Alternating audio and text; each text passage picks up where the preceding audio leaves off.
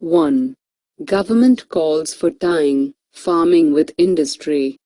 This topic is important under General Studies Paper 1.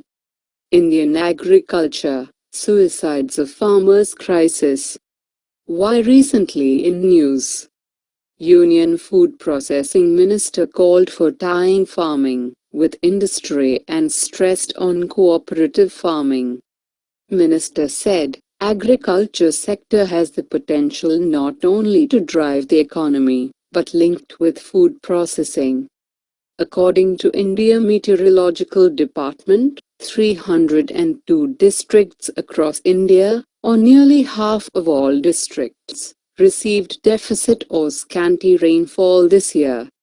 At least half a dozen states declared drought and sought central assistance to deal with the agricultural crisis and farmers' suicides. What is cooperative farming? Cooperative farming refers to an organization in which each member farmer remains the owner of his land individually, but farming is done jointly. Profit is distributed among the member farmers in the ratio of land owned by them. Wages distributed among the member farmers according to number of days they worked. Status of cooperative farming in India. Cooperative farming is not a new concept in India. Since ancient times, Indian farmers have been giving mutual aid to each other in weeding, harvesting, etc. For examples, in Kolhapur region, it is being called in the name Fad, and the regions of Andhra Pradesh as Galashi. Advantages of cooperative farming. As the size of farm increases, the per hectare cost of using tube well, tractor comes down.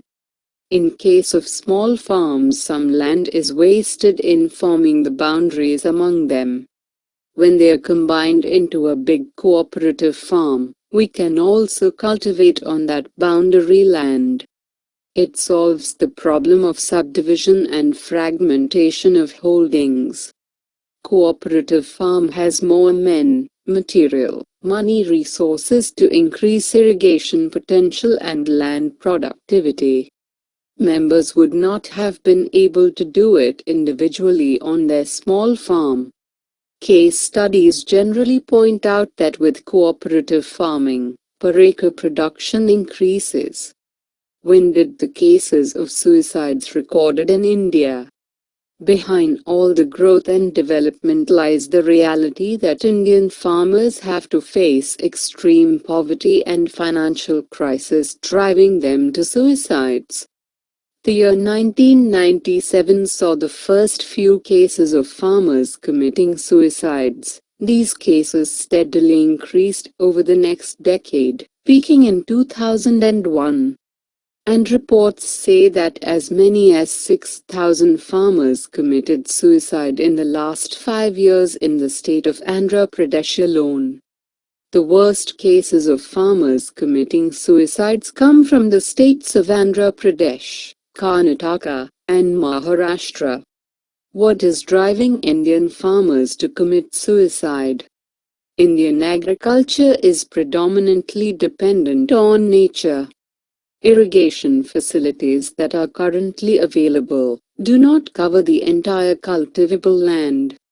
Any failure of nature directly affects the fortunes of the farmers. Secondly, Indian agriculture is largely an unorganized sector. There is no systematic planning in cultivation. Farmers work on lands of uneconomical sizes. Institutional finances are not available. And minimum purchase prices of the government do not in reality reach the poorest farmer. Added to this, the cost of agricultural inputs have been steadily rising over the years. Farmers' margins of profits have been narrowing. Because the price rise in inputs is not complemented by an increase in the purchase price of the agricultural produce. Even today, in several parts of the country, agriculture is a seasonal occupation. In many districts, Farmers get only one crop per year, and for the remaining part of the year, they find it difficult to make both ends meet. India has witnessed a spate of droughts over the last decade, the worst affected being the farmers of Rayalaseema districts in Andhra Pradesh. It is the cotton farmers in the state of Maharashtra. Nature has repeatedly failed the farmers of these states, and owing to lack of facilities to save their crops, these farmers have no means to face the adversities of crop failures. If the farmers are at the mercy of monsoons for timely water for their crops, they are at the mercy of the government for alternative irrigation facilities. The government cannot be trusted to always act in the interest of the farmers. The farmers normally resort to borrowing from money lenders, in the absence of institutionalized finance. Where institutional finance is available, the ordinary farmer does not have a chance of availing it because of the procedures involved in disbursing the finance. The institutional finance, where available, is mostly availed by the medium or large landowners. The small farmers do not even have the awareness of the existence of such facilities. The money lender is the only source of finance to the farmers. Should the crops fail, the farmers fall into a debt trap, and crop failures piled up over the years give them no other option other than ending their lives. The input and output ratio, in terms of money invested in agriculture, is very meager, primarily because of raising cost of inputs and insufficient support prices from the government. Repeated crop failures, debt hassles, lack of alternative sources of income, absence of institutional finance have left the farmers with no other solution other than ending their lives. Another disturbing trend has been observed where farmers commit suicide in order to avail relief and benefits announced by the government to support the families of the farmers who have died. This is true in the case of several farmers in Andhra Pradesh who committed suicide so that their families could at least benefit from the government's relief programs. Giving monetary relief is not an effective solution. The solutions should aim at the entire structure of agriculture. How can we give better solution for the woes of farmers? The dependency of agriculture on nature should be reduced. This calls for effective management of water during seasons of good monsoons. Prevention of crop failure should be the primary aim of the government. In most cases, it is not the lack of water but the lack of proper management on the government's part that causes water shortage. Such regional imbalances can be managed by effective utilization of water resources throughout the country. Making institutional finance available to every farmer is another important solution to save to the farmers from debt traps of money lenders. Where institutional finance is available, it should be made easily accessible to the poorest farmers. This calls for removing of elaborate formalities and procedures for obtaining the loans. A poor farmer would be unable to understand the complexities of procedures. He needs a simple solution for his financial needs. Effective monitoring of the disbursed funds is also required because in many cases, the poor farmer is used as a front end while in fact the benefit of the loan is availed by a bigger landowner. Farmers need to be advised and guided on economical methods of cultivation which would save finances for them. The technological advancement in agriculture should be passed down to the small farmers.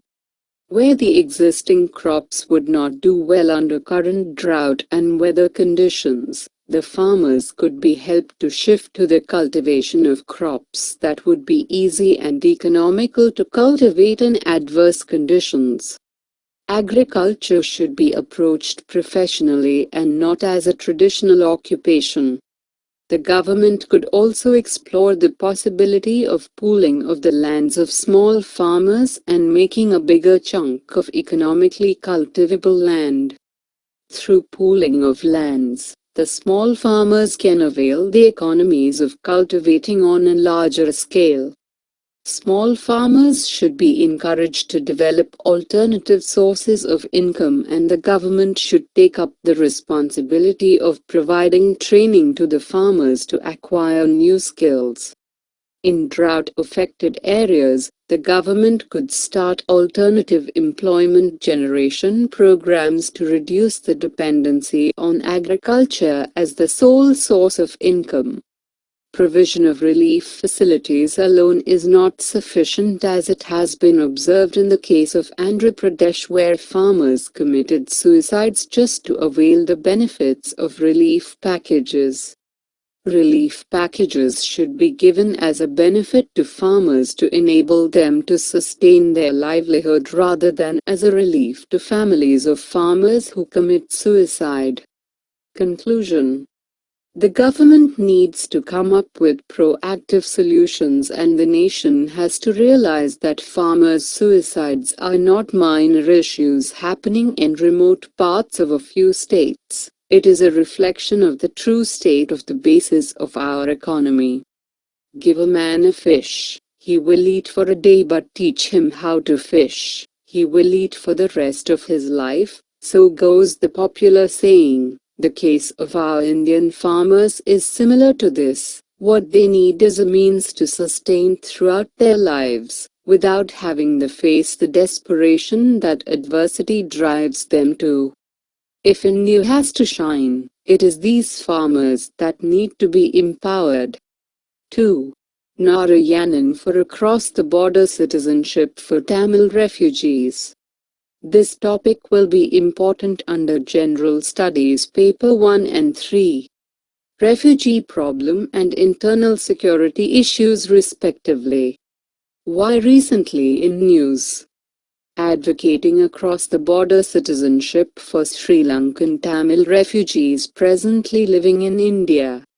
The former National Security Advisor M.K. Narayanan, on Wednesday said, "It is not easy, but it should be possible." He endorsed the argument that providing financial support to refugees who intend to return should help. Who are Sri Lankan Tamil refugees? Sri Lankan Tamils in India mainly refer to Tamil people of Sri Lankan origin in India and non-resident Sri Lankan Tamil. They are partly who migrated to India and their descendants, and mostly refugees from Sri Lanka because of the recently concluded Sri Lankan civil war. In general, socio-economically they are living below poverty line, except few people who settled in India during early times, rich businessmen, and professionals. In Tamil Nadu they are also known as Ceylon Tamils or Jaffna Tamils. And in Kerala the Sri Lankan Tamils call themselves Alavar after a corruption of the term Azava, a caste in Kerala. How do the refugees given shelter presently? The Sri Lankan Tamil refugees in Tamil Nadu have three different kinds of shelter. The first is the camp refugees, or those who took shelter in camps mostly located in the rural areas. They were sent from the Mandapam transit camp to different locations. The second group is non-camp refugees, are those living in tented house with relatives and friends without any assistance from the government. Nearly 50,000 refugees lived outside camps, most of them are staying in big cities. The third group consisted of those who supposedly posed security threats since they were involved in subversive activities in Sri Lanka. They were sent to special camps where they had to live under constant surveillance. These special camps came into existence in 1991. How the refugees posed threat to national security in past. There are nearly 80,000 refugees, 132 camps in Tamil Nadu and one in Orissa. All refugee camps are registered.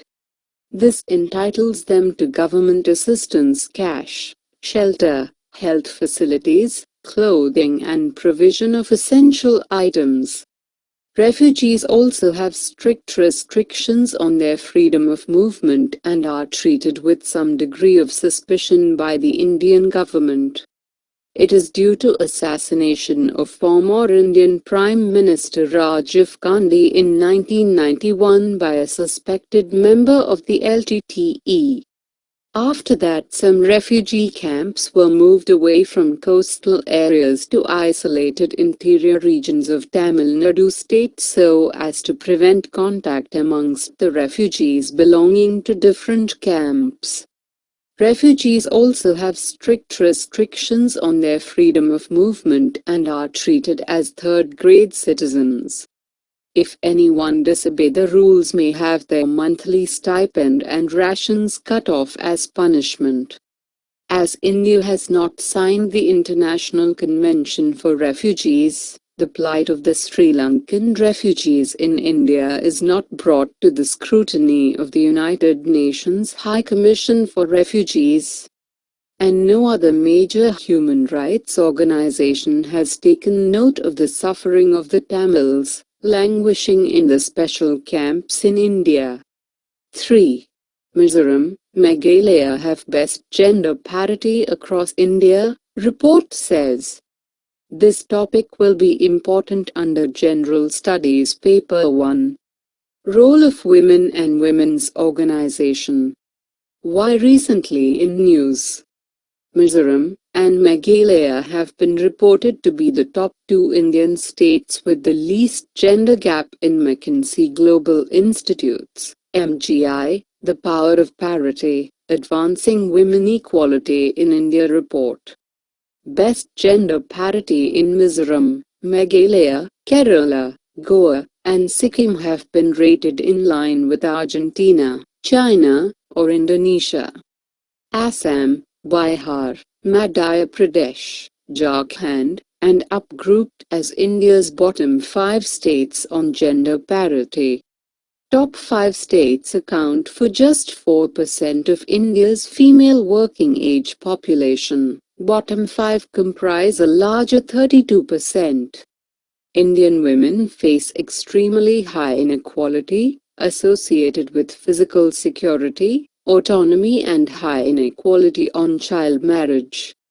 A new score, India Female Empowerment Index or FEMDEX, based on a subset of 10 of the 15 indicators at the state level in India.